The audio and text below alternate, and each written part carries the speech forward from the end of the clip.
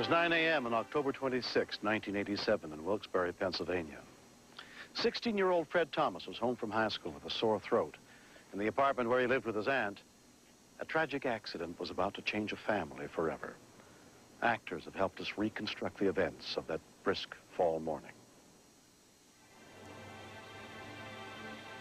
In a residential neighborhood of Wilkes-Barre, 16-year-old Fred Thomas and his sister Nicole were staying with their aunt in a ground floor apartment. Another apartment in the wood frame building was rented by Brenda Toole and her 3 young sons. Mom, it's breakfast time. Chris and Shawnee always comes in the bedroom before I get out of bed. I got up and I told them to go downstairs. They usually get their drinks out of the refrigerator. 5-year-old Sean and 3-year-old Christopher went down to the kitchen as they did every morning. Brenda had no way of knowing that on this morning, there was a natural gas leak in her house. Do you want juice or milk? I wanted the boys to scream downstairs, and he yelled something, fire or something, and I jumped out of bed. Boys!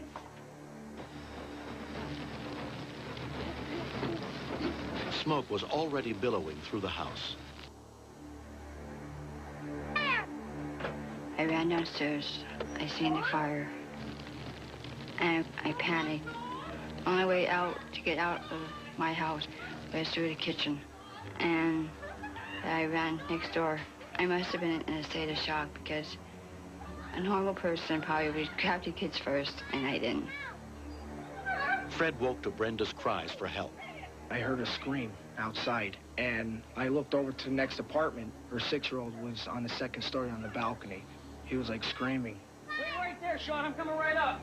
And I ran to the house, and that's when I noticed the fire. It was right there, going up the stove, creeping up the wall.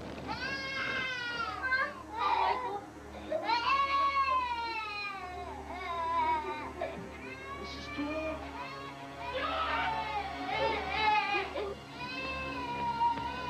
I ran up, and Sean was screaming, and his mother had him by the hand, and she had the baby.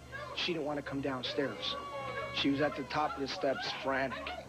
I grabbed her by the arm, sort of gave her a little tug to, come on, let's go. Because I knew that the fire was just up against the wall. And we got outside, and that's when she started screaming that her other boy, Christopher, was in there.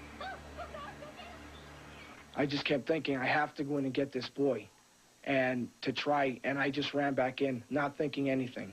My heart was in my throat. I thought the place was going to blow up because everything is gas. As Nicole watched, her brother went back into the burning house. I ran up the steps, and I just looked in the house on the side. I've never seen anything like that in my life. That really scared me. Wilkes-Barre Police and Fire. The call for help came in at 9:06 a.m. What's the address of the fire? From the local fire station, firefighters and paramedics were launched immediately.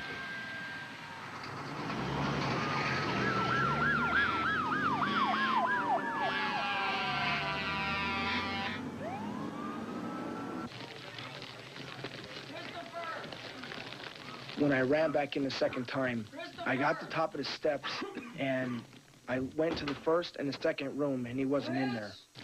And I heard the gas shooting up, and I thought it was over. I thought the house was going to blow up.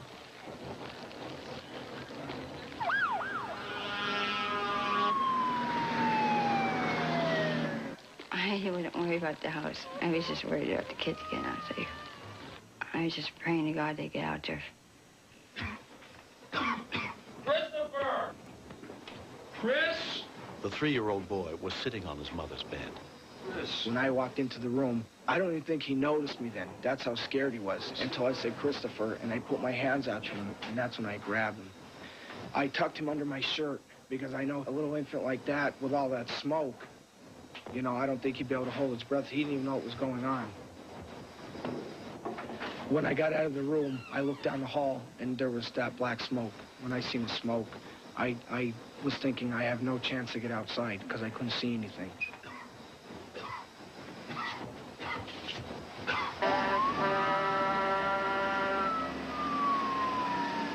It was bad all around. The flames were starting to go upstairs.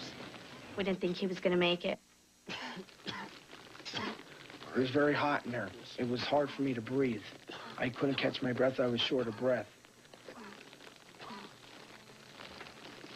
I got to the bottom of the steps. The side of the wall, it was all orange. As soon as I started running through the kitchen, I know I hit the door. I seen daylight. And I just went right through the door, and I was onto the porch. The scariest moment was when I seen Chris burned, and you feel helpless. Fred ran out to the ambulance, met us before we even got out the door. Guys, this way, come on, he's burned really bad. Let's go. This way, come on. He not only made sure that the child was out, but he also made sure that we got directly to the child afterwards, too.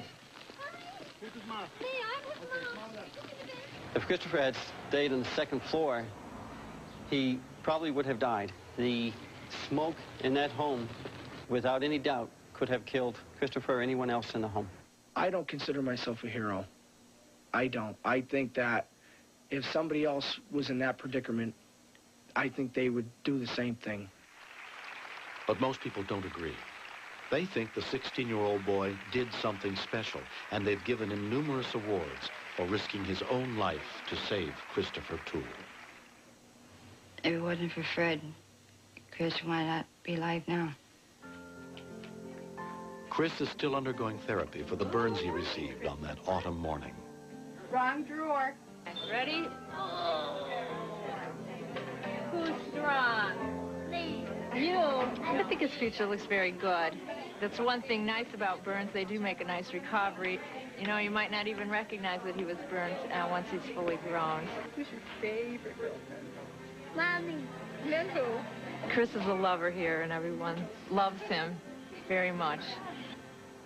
Fred is in the Navy now. He graduated third in his class at Radio Man School. Recently, he came home to visit his family and friends. He also got his first chance since the fire to visit the Toole family. I can't wait to see him. I haven't seen Christopher since the day the fire happened. And it's going to be nice to see him that he's on the road to recovery now. Hi. How are you? How you doing? Okay? Yeah. You look good. Thanks. You look good. You okay? Good. Hi. Even though it were a tragedy, it could have been a lot worse. Because there aren't too many things you see in life today, it seems, that turn out good.